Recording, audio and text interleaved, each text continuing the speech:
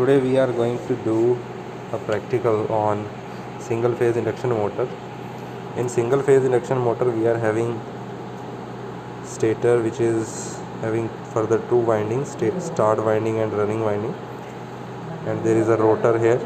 Okay, and this is how the connections are to be made. The capacitor is to be connected between these two windings.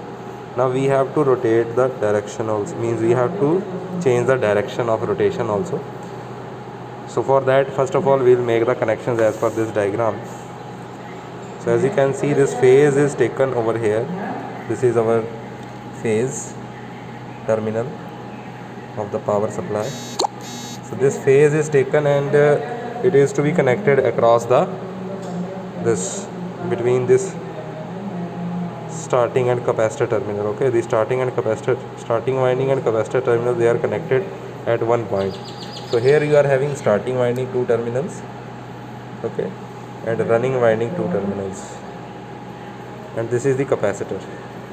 So as you can see, this phase is taken up to this capacitor terminal, this one. So this is one terminal of capacitor, and from the same terminal it is taken to the starting winding. So you can see here, from the same terminal this wire is taken to the starting winding. Okay, the other end of the starting winding, if you see here, the other end of the starting winding is connected with the running winding.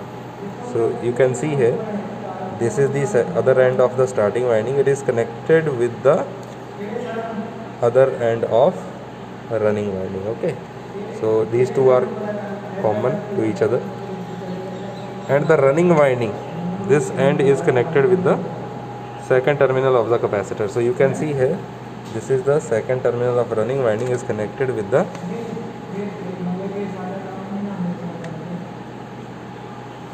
other end of the capacitor. So these connections are completed. Now we have to give neutral also.